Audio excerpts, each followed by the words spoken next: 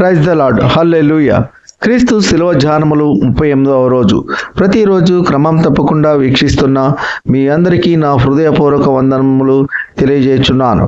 పరిశుద్ధ గ్రంథము నుండి లూకా సువార్త 23వ అధ్యాయము 41వ వచనం 42వ వచనం. మనకైతే ఇది న్యాయమే, మనము చేసిన వాటికి తగిన ఫలము పొందుచున్నాము. గాని ఈయన ఏ తప్పిదమును చేయలేదని చెప్పి ఆయనను చూచి, యేసు, నీవు నీ రాజ్యములోనికి వచ్చినప్పుడు నన్ను జ్ఞాపకము చేసుకొనుమనెను. ఆమేన్, హల్లెలూయా. సిలువలో వేలాడుతున్న ఒక దొంగ, ఒక హంతకుడు, ఒక మోసగాడు, ఒక దుర్మార్గుడు, ఒక అన్యాయస్తుడు యేసయ్య ప్రవర్తనకు, యేసయ్య పలికిన మాటలకు మారిపోయాడు. యేసు నీ రాజ్యంలోనికి వచ్చినప్పుడు నన్ను జ్ఞాపకము చేసుకో అని అంటున్నాడు. మరి నీవు నేను మన ప్రవర్తనలో, మన మాటల్లో, మన క్రియల్లో చెడు కార్యములు జరిగించే వారిని, అబద్ధికులను, అన్యాయస్తులను, కఠినాత్ములను మార్చగలుగుతున్నామా? లేదా ఒక్కసారి పరీక్షించుకుందాం.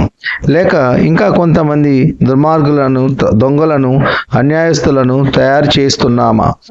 పరీక్షించుకుందాం. యేసయ్య శిలువలో వేలాడుతూ, శ్రమను భరిస్తూ, సహిస్తూ, క్రూరము గల ఒక దొంగను మార్చగలిగినారు. యేసయ్య మాటలకు దొంగ యొక్క కఠినమైన మనసు కరిగిపోయింది. తండ్రి, వీరేమి చేయుచున్నారో వీరికి తెలియదు గనుక వీరిని క్షమించుము అన్న మాటకు దొంగ హృదయం చలించిపోయింది. ఈ కొద్ది మాటలు దేవుడు దీవించునుగాక. ఆమేన్.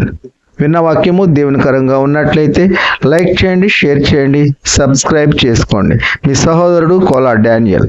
God bless you.